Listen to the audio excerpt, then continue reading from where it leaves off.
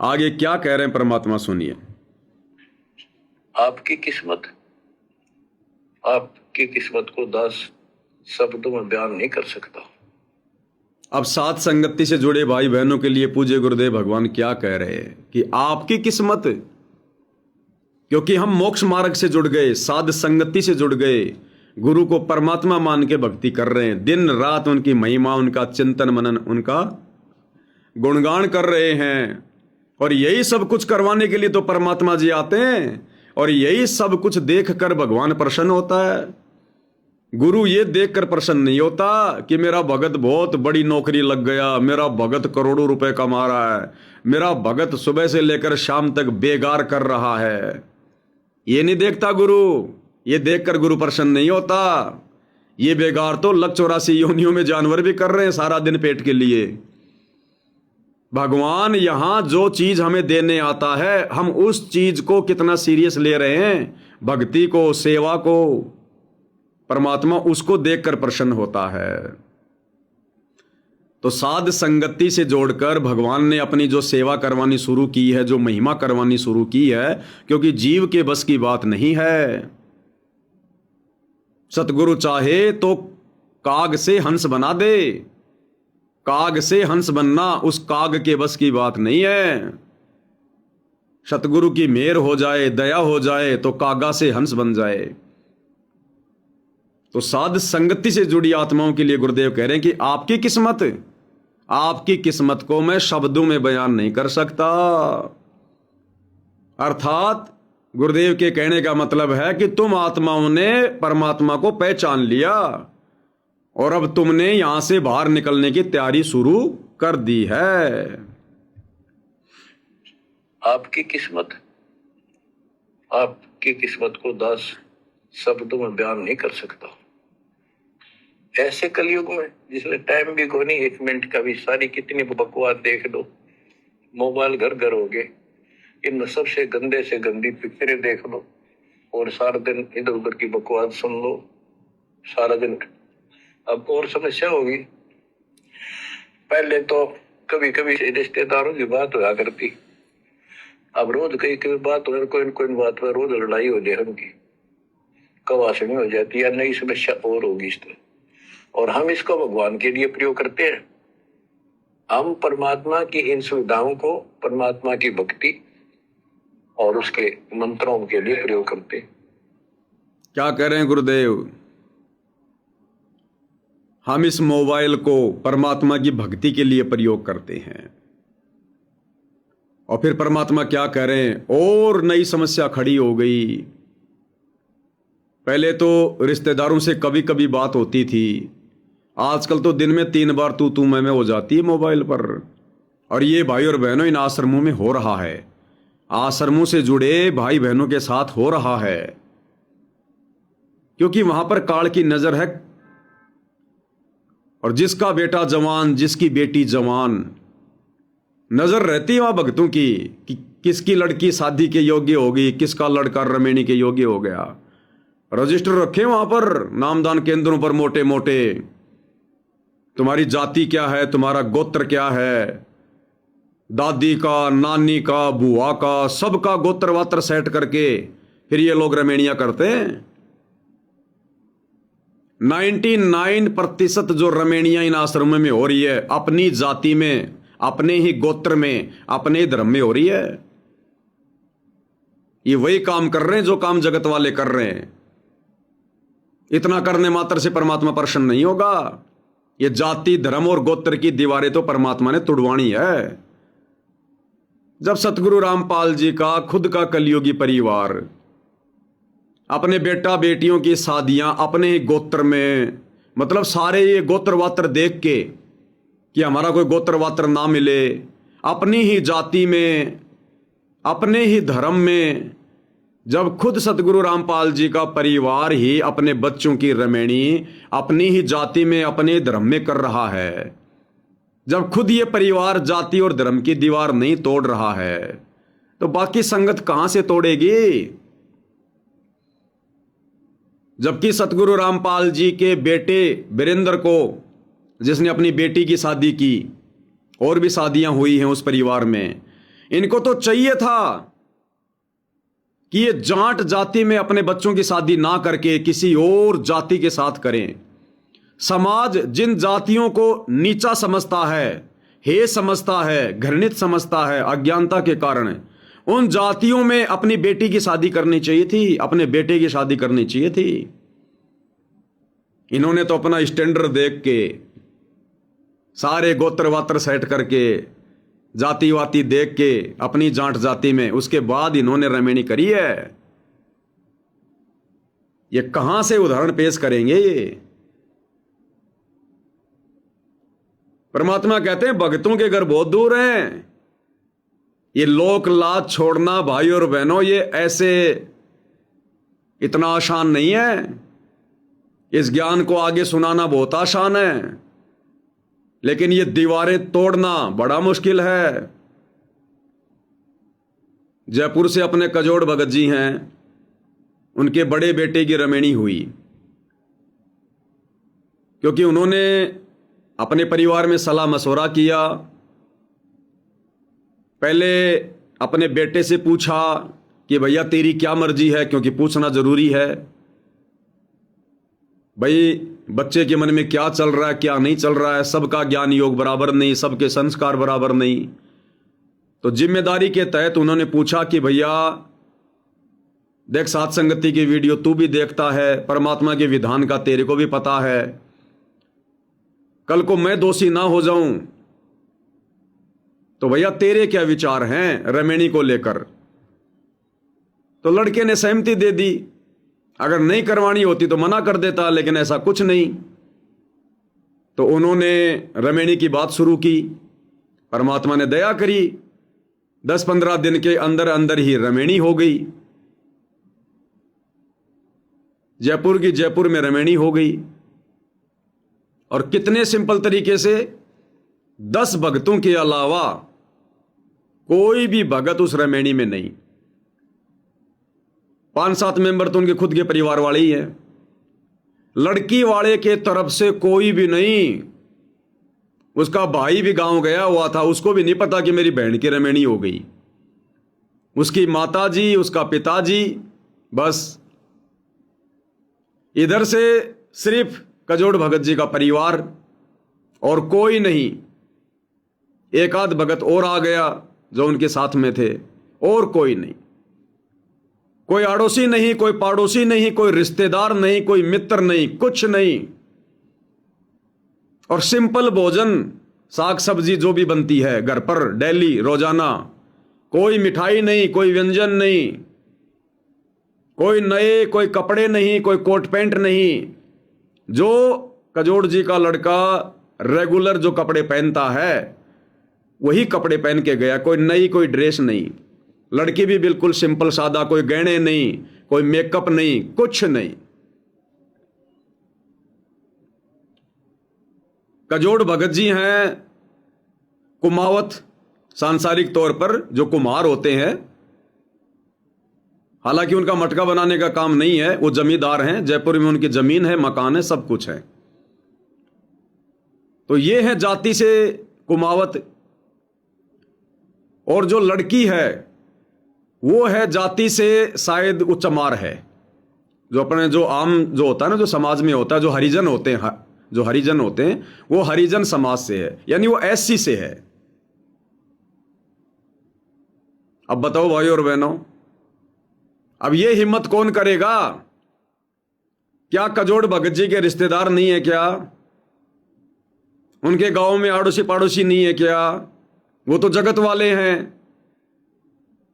जब कल को उनको पता चला होगा, रिश्तेदारों को भी, आड़ोसियों पाड़ोसियों को भी, उनके घर वालों को भी, उनके माता पिता को भी, तो भले ही उनके सामने कुछ ना कहा हो, लेकिन बातें तो चलती हैं। समाज तो समाज के हिसाब से सोचेगा ना। लेकिन इन्होंने लोकलाज को ठोकर मार दी। कुछ नहीं देखा इन्होंने, भैया भगवान चाहिए, परमात्मा चाहिए। इस जगत को बहुत खुश करके देख लिया हमने, परमात्मा चाहिए, परमात्मा। और आज खुशी पूर्वक परमात्मा के दया से भक्ति कर रहे हैं, साथ में रह रहे हैं, नो प्रॉब्लम। ये काम सतगुरु रामपाल जी के परिवार ने करना चाहिए था। जो काम सत्सेवक भाई बहन कर रहे हैं, परमात्मा को प्रसन्न करने वाले, इन समाज की इन प्रथाओं को तोड़ने वाले, काल की जंजीरों को तोड़ने वाले कार्य ये सतगुरु रामपाल जी के परिवार ने करना चाहिए था अपने बच्चों की शादी करते समय। और आगे भी देख लेना भाई और बहनों, ये परिवार जाट जाति में ही रिश्ते करेगा, क्योंकि ये लोग भगत नहीं हैं, केवल भगत का ठप्पा लगा हुआ है। दास का जो बड़ा लड़का है, क्योंकि दास सांसारिक तौर पर यादव है, और रमेणी को लेकर मेरे क्या विचार आप सब भाई बहनों को पता है, लेकिन दबाव किसी पे नहीं दे सकते। बच्चों की अपनी मौज, अपनी मर्जी, उनके संस्कार हम तो समझा ही सकते हैं, और मैं तो कोई अलग से बैठ के समझाता भी नहीं अपने परिवार में अपने बच्चों को। वो वीडियो देख लें तो समझ में आ जाता है, नहीं तो भैया ना हो, बाकी अपना भक्ति करते हैं। तो उसके अपने संस्कार, उसने अपनी तरफ से ही उसने लव मैरिज की है। लड़की जो है वो ब्राह्मण समाज से, वो शर्मा है, यानी आम समाज में देखा जाए तो लड़की की जाति ऊंची है, यादव थोड़ा नीचे आता है, ब्राह्मण शायद ये जनरल में आते हैं, यादव ओबीसी में आते हैं। लड़की आ गई, बढ़िया भक्ति कर रही है, आराम से रह रही है, कोई दिक्कत नहीं है। हमें तो आज तक भी इस बात का कोई मलाल नहीं है कि भाई हमारे रिश्तेदार अगर पूछेंगे तो क्या कहेंगे, वो 30 बातें करेंगे। क्या यादव समाज में लड़की नहीं मिली, ब्राह्मण समाज की लड़की ले आए? तो हमने इन बातों को नहीं देखना, हमने समाज को नहीं देखना, हमने भगवान को देखना है, परमात्मा के विधान को देखना है। हम सब उस परमात्मा की आत्मा है। ये जाति, ये धर्म, ये संप्रदाय, ये पंथ, ये इस काल बलि ने बना दिए आप और हमें बांटने के लिए, लड़ाई झगड़े करवाने के लिए, ऊंच नीच की भावना पैदा करने के लिए, एक दूसरे के शत्रु बनाने के लिए, हमें बांटने के लिए। हमने तो परमात्मा देख के चलना है ना।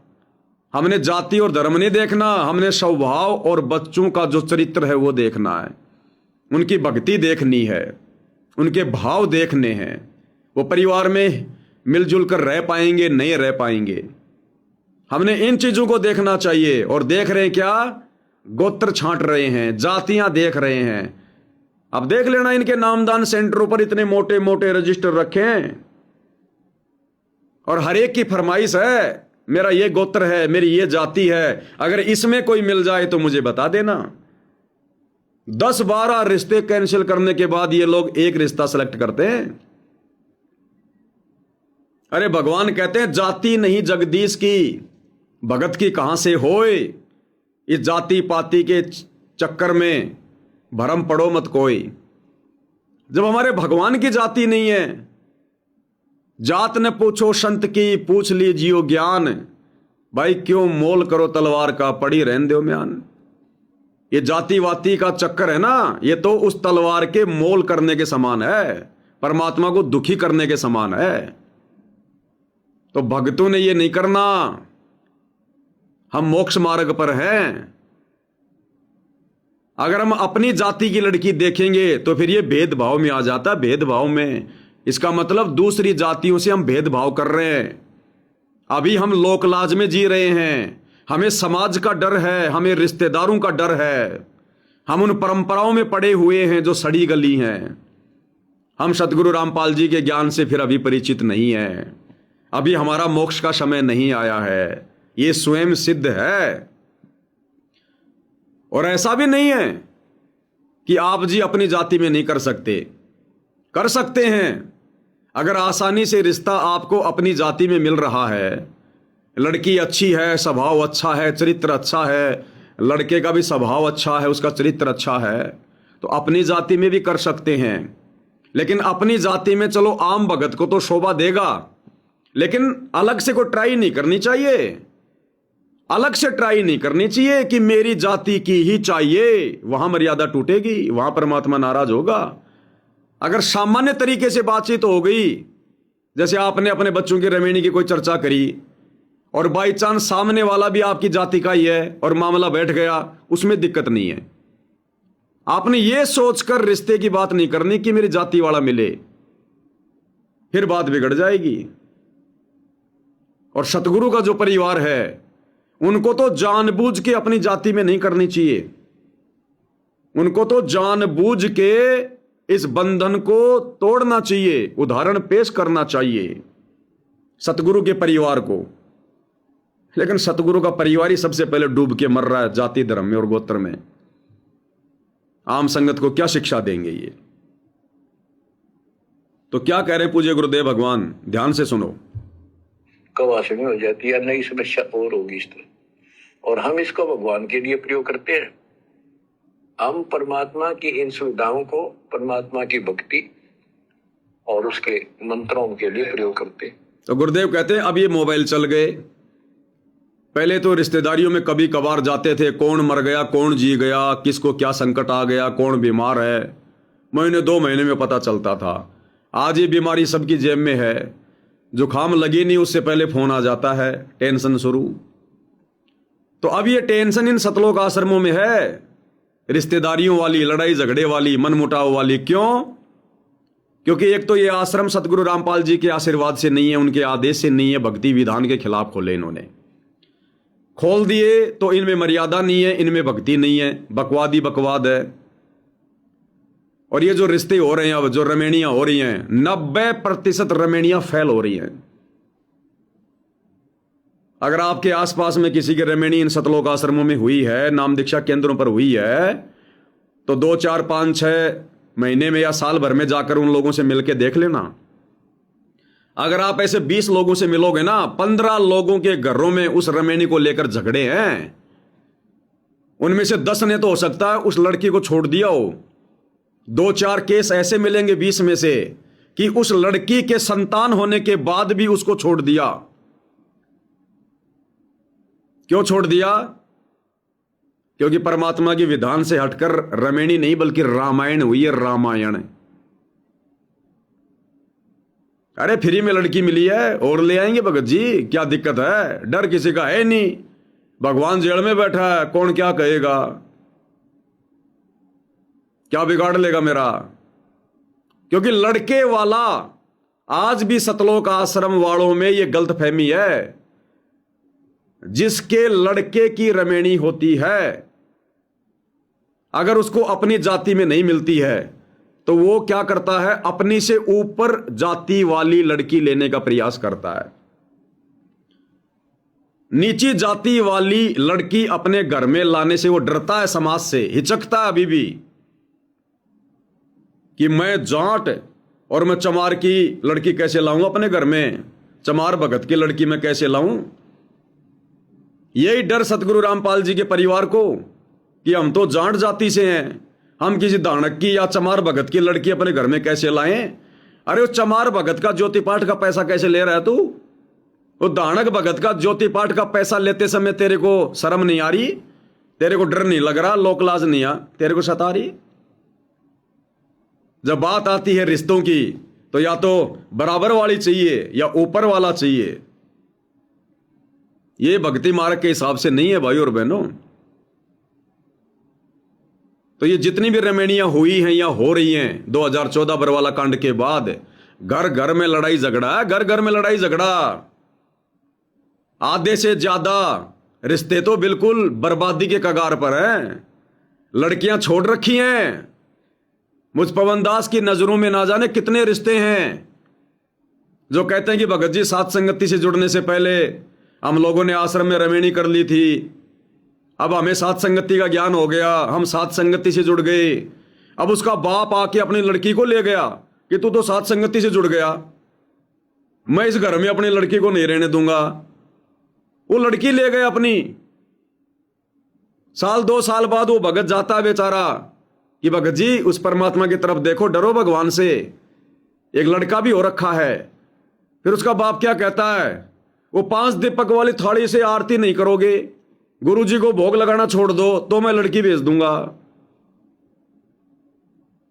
और ये आश्रम वाले कहते हैं हम विश्व शांति दिवस मनाएंगे, पाठ करेंगे।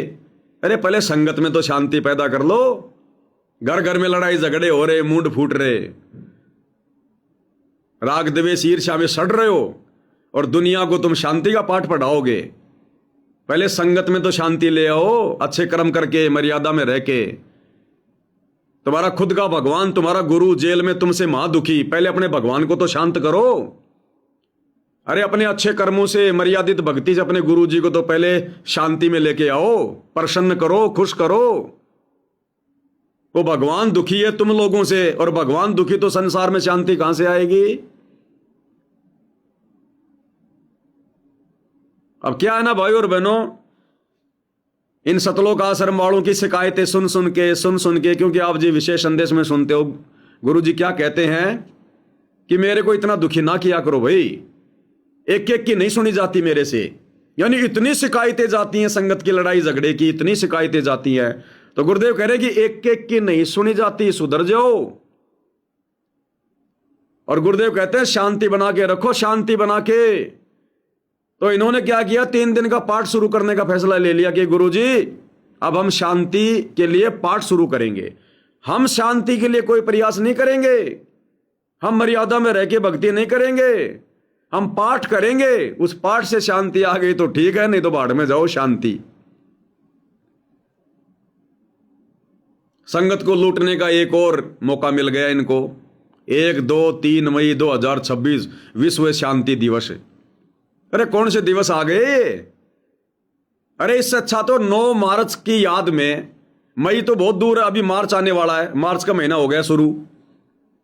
अरे 9 मार्च को 3 दिन का पाठ शुरू कर देते, संत रामपाल जी का निर्वाण दिवस। क्योंकि 9 मार्च 1997 को तुम लोगों ने संत रामपाल जी को आकाश में उड़ा दिया। तुमने फिल्म बनाई थी ना 3D, संत और परमात्मा का अद्भुत मिलन। तो 9 मार्च 1997 को तुमने दिखाया कि संत रामपाल जी को कबीर जी ने आकर सतलोक भेज दिया, उनका निर्वाण हो गया, सह शरीर गए। जैसे तुम कबीर जी का निर्वाण दिवस मनाते हो क्योंकि वो मगर से सह शरीर गए थे। अरे तो 9 मार्च के दिन 3 दिन का पाठ शुरू कर देते। संगत को लूटने का ज्यादा शौक है तो तुमसे ढंग से अगर नहीं बैठा जाता टिक्के, तो 9 मार्च का दिन रख देते मेरे भाई, संत रामपाल जी का निर्वाण दिवस। क्योंकि संत रामपाल जी तो है ही नहीं धरती पर, अब तो तुम्हारे अनुसार उनके रूप में कबीर जी आ गए ना 1997 के बाद। तो 9 मार्च को 3 दिन का पाठ रख दो, बढ़िया पैसा आएगा। ये भी अच्छा ना लगे तो नया धार्मिक अनुष्ठान शुरू कर देते 3 दिन का, कि जब धर्मदास जी को परमात्मा नहीं मिल रहे थे तो धर्मदास ने 3 दिन का भंडारा रख दिया, तीसरे दिन परमात्मा आए। अरे तो धर्मदास जी की उस याद में, उस पीड़ा की याद में रख देते 3 दिन का भंडारा। अरे तुम गरीबदास जी का बोध दिवस तो मना ही रहे हो, तो गरीबदास जी का मरण दिवस भी मना लो। अरे उनका निर्वाण दिवस मना लो, जब छुडानी में उन्होंने अपना शरीर छोड़ा था। तो 3 दिन का निर्वाण दिवस भी मना लो जब बोध दिवस मना रहे हो तो।